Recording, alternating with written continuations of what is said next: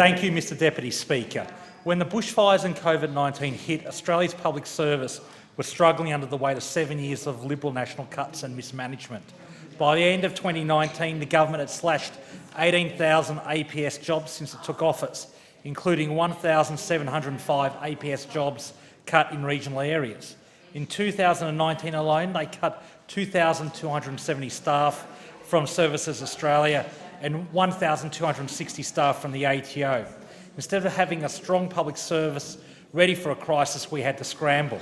In March, we saw shocking images of queues around the block at Centrelink offices as people desperately tried to access services.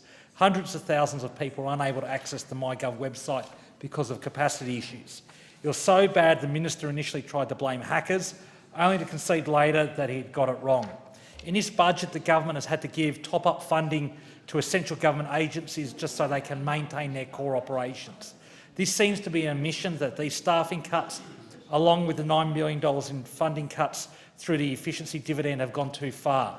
Minister, my first question is, why did it take an unprecedented health and economic disaster for the government to admit it has run down the public service to an unsustainable level? During the same period, Mr Deputy Speaker, that this government has slashed the size of the public service, its spending on contractors and consultants doubled. Contractors and consultants engaged by this government now cost taxpayers around $5 billion per year. Some of the most important service delivery departments and agencies now have an extraordinarily high reliance on contractors rather than APS staff. At the Department of Veterans Affairs, over 40% of staff are engaged through labour hire firms, 40%, Mr Deputy Speaker. At the aged care regulator, 27% of staff are temporary contractors. These agencies are trying to support our veterans and keep aged care residents safe during COVID-19. Yet this government continues to impose arbitrary caps on the number of public servants they can hire, forcing them to resort to temporary staffing arrangements. My questions to the minister are, when will this government finally admit that its policy failure to cut staffing levels has been a total failure?